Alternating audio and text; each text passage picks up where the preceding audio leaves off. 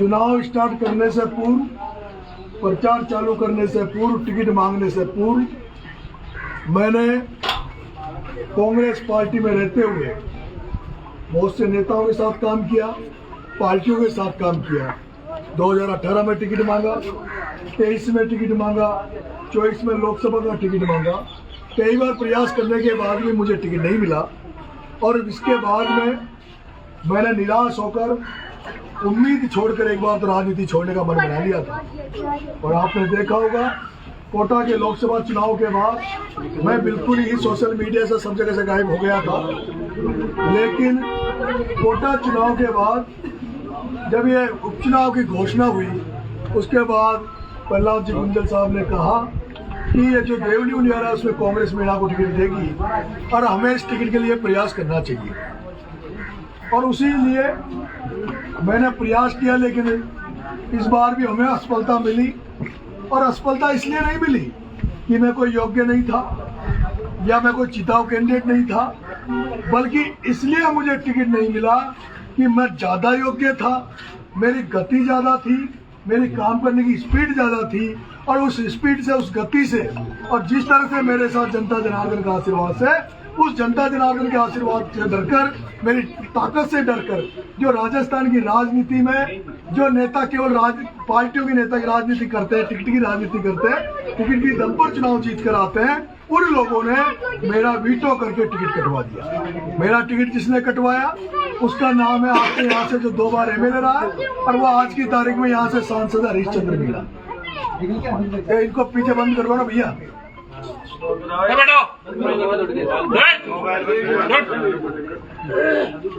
मेरा टिकट, मुझे पायलट साहब टिकट देना चाहते थे, गहलोत साहब मुझे टिकट देना चाहते थे, डोटासरा जी मुझे टिकट देना चाहते थे और इस बार तो हाईकमान के पास में मेरा नाम था।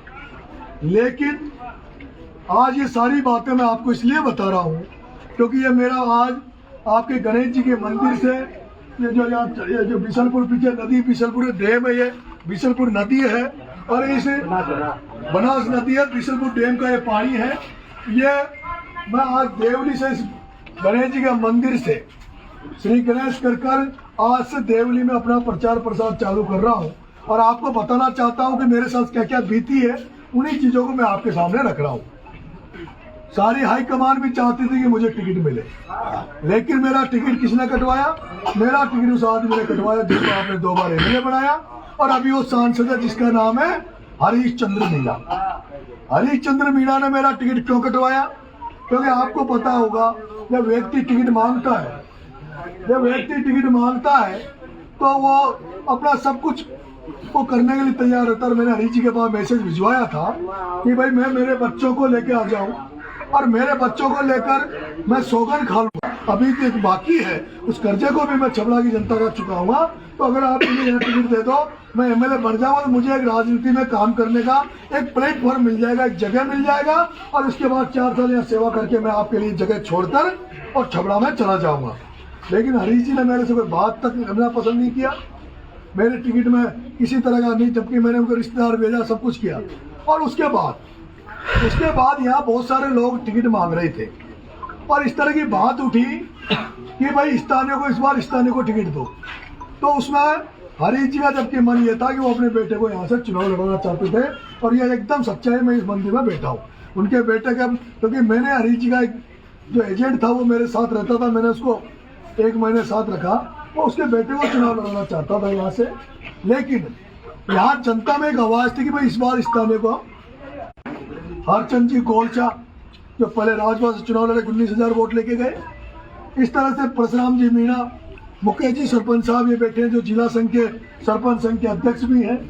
ऐसे बहुत सारे 17-18 लोग इसमें टिकट पे आके जलेबी लटका दी गई। क्या लटका दी गई?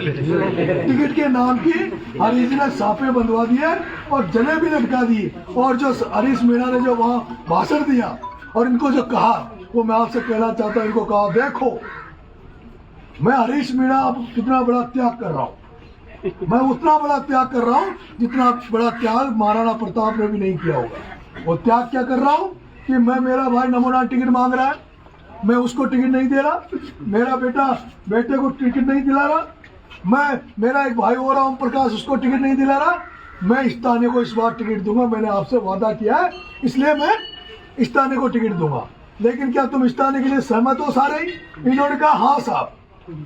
मुकेश जी को लग रहा था अपना नंबर आएगा, परशुराम जी को लग रहा था मेरा नंबर आ जाएगा, जनरल वालों को कह रहे थे भाई, जनरल वालों ने हरि जी को खूब वोट दिया, कुलदीप सिंह जी राजा साहब सोच रहे थे मेरा नंबर तो आया ही पड़ा है, हरचंद जी गोलचा जी सोच रहे थे मेरा नंबर आएगा। सबसे साइन करा लिए कि सहमत हो इस तारीख के लिए? हाँ सब सहमत है, आप जिसको टिकट दे दोगे उसके लिए तैयार है। लेकिन इनको पता नहीं था, इनको ये जो टिकट मांग रहे थे, अब ये बेचारे हरीश मीणा से आगे कभी गए ही नहीं। या तो देवली उनियारा में हरीश मीणा के बाद में कोई टिकट मांगने आया है तो नरेश मीणा आया जो टिकट दिल्ली में मांग रहा था, हरीश के पास गया ही नहीं। लेकिन बेचारे ये तो जो टिकट मांग रहे थे, इनकी तो कहाँ तक थी? हरीश के ऑफिस तक।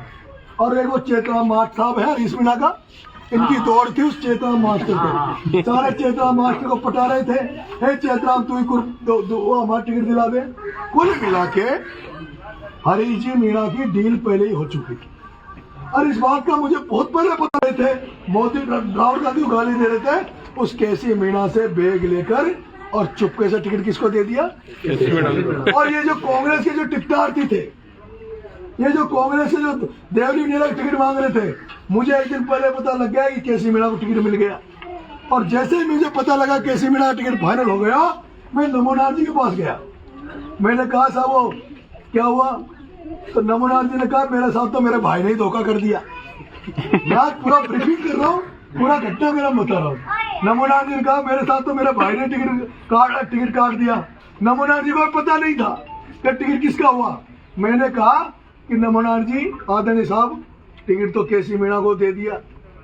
फिर वो तिलमिलाए कि ये मेरा भाई मेरा नहीं हुआ तो किसका होगा? आपने वो सब वीडियो देखा होगा, मैं कोई झूठ नहीं बोलता, वो वीडियो आपके पास आया। फिर साहब मुझे जब यह हो गया, मैंने उसी समय, आपको एक बार ध्यान होगा, मैं टी शर्ट में था और पैंट में था, मैं तो इस तैयारी में था भाई टिकट अपना मिलेगा। जैसे मैं टी शर्ट और पैंट में था, मैंने तुरंत वीडियो जारी किया उसी समय रात को 8 बजे। मैंने कहा कल अलीगढ़ की धरती पर जा रहा हूँ और अलीगढ़ की धरती पर बैठूंगा, टिकट मिलेगा तो वहीं से प्रचार स्टार्ट कर दूंगा, और टिकट अगर नहीं मिला तो वहीं से जनता जनार्दन से पूछूंगा और वो जो फैसला सुनाएगी उसको मैं अमल में लूंगा। और जब मैं अलीगढ़ में आया, जब मैं अलीगढ़ में बैठा था, तब भी ये जो मुकेश जी को समझ में आ गई थी बात। बाकी जो लोग बैठे थे, कौन? ये जो परशुराम जी मीणा साहब, हरचंद जी गोलचा साहब, कुलदीप जी राजा साहब, ये क्या सोच रहे थे? जब तक इन्होंने सबने आदमी रोके कि नरेश की रैली में मत जाना, नरेश की रैली में इनको लग रहा था, हरचंद जी सोच रहे थे मेरे को मिल गया, ये सारे लोग रोक रहे थे, खुश होकर बैठे थे। और ये क्या सोच रहे थे? नरेश मीणा बहुत बढ़िया कर रहा है, अब तो हरीश मीणा इसको तो टिकट मिलने ही नहीं देगा, अब तो हमारा नाम पक्का है। उसके बाद रात को 12 बजे लिस्ट आ जाती है, ठीक है, रात को 12 बजे लिस्ट आती है, उसमें नाम आता है केसी मीणा जी का। उस केसी मीणा का जो हिंदुस्तान जिंक लिमिटेड में नौकरी कर करोड़ों अरबों रुपए का भ्रष्टाचार कर, क्योंकि ईमानदारी नौकरी करने वाले मैंने बहुत लोग देखे हैं जो तनख्वाह पे काम करते हैं, तनख्वाह पे ईमानदारी से नौकरी करते हैं। कहीं मैंने IAS देखे हैं, कहीं बहुत बड़े अधिकारी देखे हैं जिनके पास बड़ी नौकरी करने के बाद भी घर में कुछ नहीं होता। लेकिन एक हरचंद ये केसी मीणा जी आए, ताम जाम देखा होगा आपने, तुरंत प्रभाव से बैग गया, टिकट मिल गया, और टिकट देने वाला वो DG हरीशचंद्र मीणा, जिसको कांग्रेस पार्टी ने 5 साल DG रखा, कांग्रेस पार्टी ने सबसे लंबा DG रखा। और उस आदमी ने कांग्रेस से DG से रिटायर्ड होते ही सबसे पहले नमोनाथ जी के खिलाफ भारतीय जनता पार्टी से 2 साल जाकर चुनाव लड़ा, सगे भाई के खिलाफ BJP से 2 साल से चुनाव लड़ा। फिर जब इसको लगा कि सरकार कांग्रेस की आने वाली है, राजस्थान में सरकार कांग्रेस की आने लगी, तो फिर BJP को ठोकर मारी और देवली उनियारा में 2018 में फिर यहाँ आकर बैठ गया। और यहाँ से नमोनाथ रामनारायण मीणा का टिकट काट कर सीधा प्लेन से कहाँ उतरा? देवली की धरती में। और देवली की धरती पर उतरा, 2 बार आपने उसको बना दिया। और अब जो आपके सामने कांग्रेस की हालात ये है, और बीजेपी की हालात क्या है?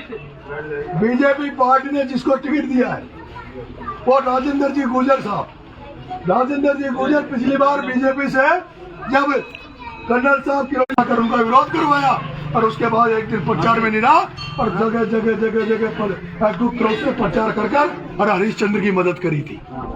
ये पता है ना सबको। वो उसने वो राजेंद्र मीणा गुजर को टिकट दिया गया जिसने बीजेपी को पिछली बार हराने में सबसे बड़ा योगदान दिया और हरीश मीणा की मदद करी। और इस बार हरीश मीणा उसका कर्ज चुकाने के लिए, उस राजेंद्र का कर्ज चुकाने के लिए डमी कैंडिडेट यहाँ उतारा है। डमी कैंडिडेट उतारा है जो केसी मीणा ना तो चुनाव लड़ सकता, ना चुनाव लड़ने का अनुभव है। और ऐसे में राजेंद्र गुर्जर इस बार जीत जाए, फिर हरीश मीणा सोचता है कि जैसे केसी मीणा हार जाएगा अगली बार मैं कह दूंगा स्थानीय में तो दम है नहीं, स्थानीय में मैंने लड़ा दिया, जीतेगा नहीं, इसलिए फिर हरीश मीणा 2028 में आपके बीच में आ जाएगा और फिर से यहाँ कहेगा अब तो मैं ही बचा, मुझे एमएलए बनाओ। लेकिन आपका बेटा नरेश आ गया। वो नरेश जो वंशवाद के खिलाफ लड़ाई लड़ रहा है, वो नरेश जो परिवारवाद के खिलाफ लड़ रहा है, वो नरेश जो धनबल की राजनीति के खिलाफ लड़ रहा है। और इसलिए मैं आपसे कहना चाहता हूँ, प्रमोद जैन भाया से बुरा धनबल वाला नेता नहीं है, उसके खिलाफ आपका बेटा लड़ा। अगर समझौता करता राजनीति में, अगर अपना जमीन बेच देता तो प्रमोद जैन भाया से समझौता भी कर सकता था और 12 से छबड़ा से एमएलए का टिकट भी ले सकता था।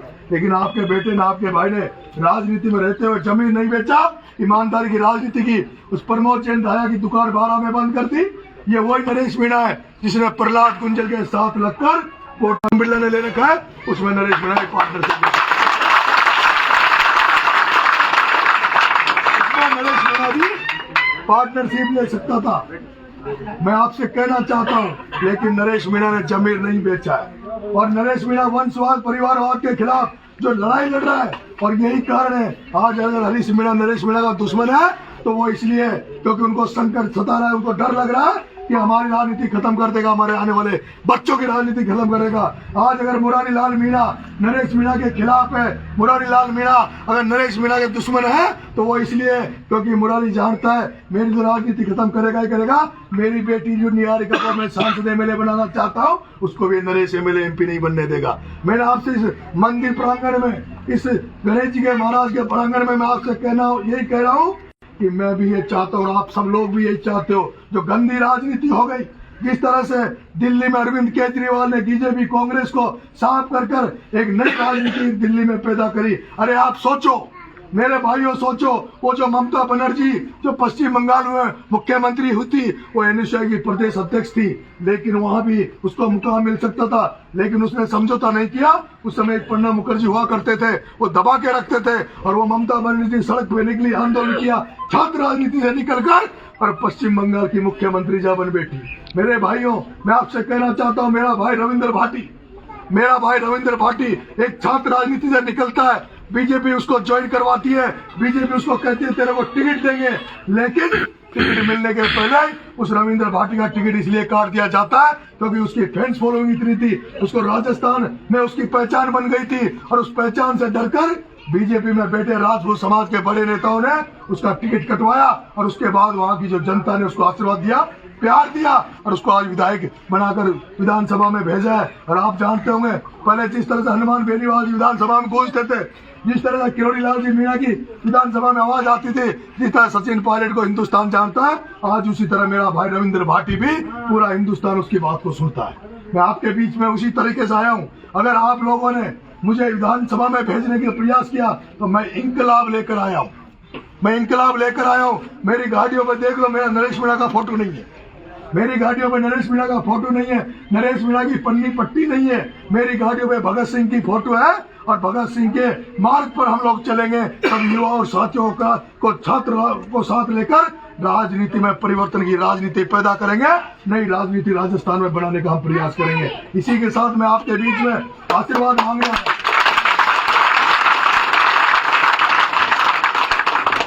इसी के साथ मैं आपसे आशीर्वाद मांगने आया हूँ। उनियारा की जनता ने तो जिस तरह से भरपूर मुझे आशीर्वाद दिया है, उनियारा की जनता ने जिस तरह से भरपूर मुझे आशीर्वाद दिया है, जिस तरह से प्यार मुझे दिया है, वो तो आपने सबने सोशल मीडिया पे देख ही लिया होगा। आज से शुरुआत मैं देवली उनियारा में कर रहा हूँ, और मैं सोचता हूँ देवली उनियारा का सर्व समाज नरेश मीणा को आशीर्वाद देगा। और जो देवली में मैं जो यहाँ आया हूँ तो आज मुझे पता लगा कल यहाँ लक्ष्मी पूजन थी। कल देवली में सब लोग हम दिवाली का पर्व मना रहे थे, कल लक्ष्मी पूजन का पूजन कर रहे थे और कल यहाँ पर पूजन भी हमने अंधेरे में किया है। देवली की जनता ने, पूरी देवली के नागरिकों ने लक्ष्मी पूजन दिवाली भी अंधेरे में मनाई है। लेकिन कोई नेता नहीं है, कोई नेता ऐसा नहीं हुआ अब तक किसी जिनको आप वोट दे रहे थे, जिनको बना रहे थे, अगर अच्छा नेता होता और उसको पता होता कि दिवाली के दिन भी अंधेरा हो रखा है, बिजली आ नहीं रही है, तो बिजली वालों के आकर इलाज कर देता। लेकिन इस वजह कि ये जो यहाँ पे बिशनपुर का डैम बना था उसमें 62 गाँव डूब क्षेत्र में आए थे, 62 गाँव डूब क्षेत्र में आए थे और उनको जो स्थापित किया था, उनकी जो कॉलोनियां बनाई थी, उस कॉलोनी में 60 बाई 40 का उनको प्लॉट दिया था। लेकिन ना तो वहाँ शुद्ध पानी पीने का पानी है, उनकी जो हालत है वो दुर्दशापूर्ण है। और मैं कहना चाहता हूँ उन विस्थापित परिवार जो थे जिनको कॉलोनी में रखा गया है, उनको जो जमीन अलॉट हुई है, उनको जमीनें ऐसी गंदी जगह दी, किसी को निवाई दी है, किसी को 100 किलोमीटर दूर उनको जमीनें अलॉट की है। और वो जमीनें भी वो है जो भूडे टाइप की होती है जिसमें फसल नहीं हो सकती।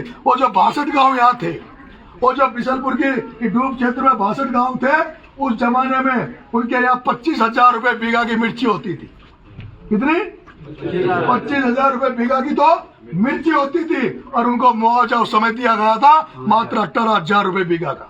ये सही बात है, उनको मुआवजा दिया गया था 18,000 रुपए उनका। मैं आपसे कहना चाहता हूँ, बीजेपी कांग्रेस के लोग आते हैं, बीजेपी वाले टिकट लेकर आते हैं, बीजेपी वाले नेता उनका प्रचार करते हैं, मंडल अध्यक्ष, कमंडल अध्यक्ष, जिला अध्यक्ष, फलाना अध्यक्ष उनका प्रचार करते हैं। कांग्रेस वाला रहता था, कांग्रेस वाले नील लगा के धोरे कुर्ते पजामे पहनकर दिन भर चाय की धड़ियों में बैठे रहते, दलालियां करते रहते तहसील थाने और कचहरी के नाम पर।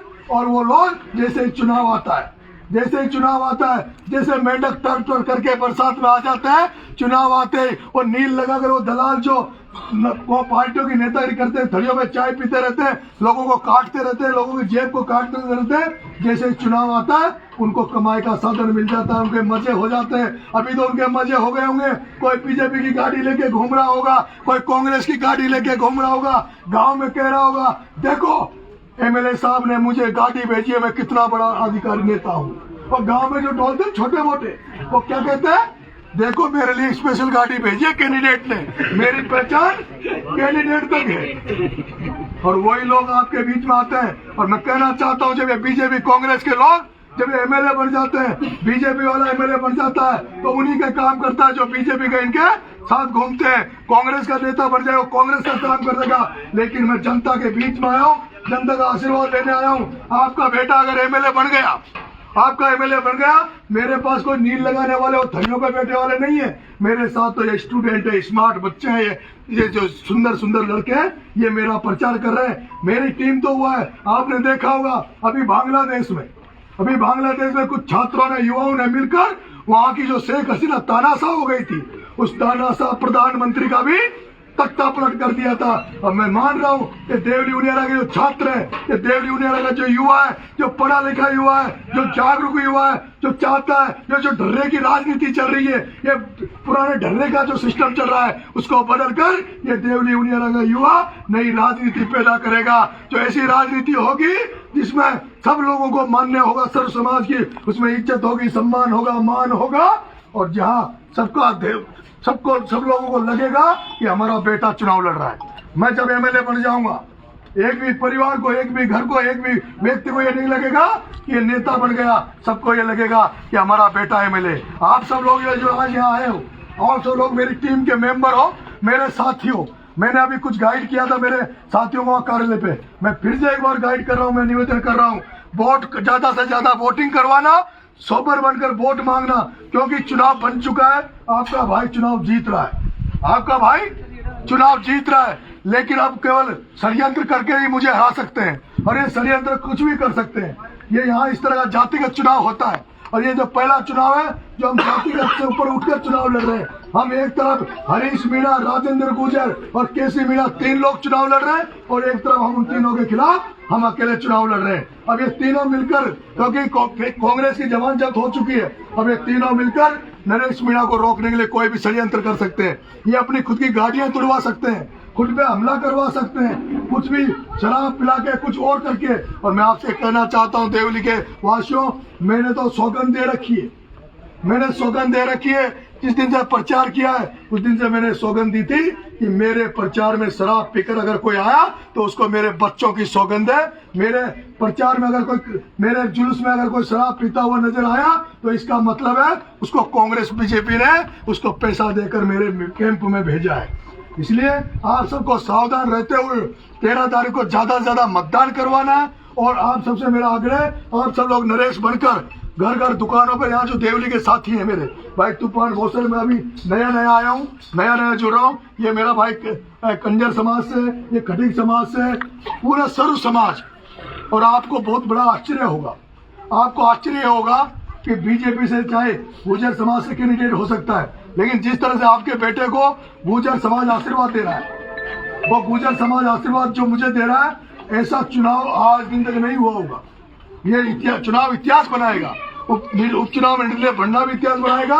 और ऐसा चुनाव होगा जो एक लड़के को उनके समाज का व्यक्ति खड़ा होने के बावजूद भी वो समाज 100% मतलब सारा समाज मुझे आशीर्वाद देगा और मुझे सहयोग देगा।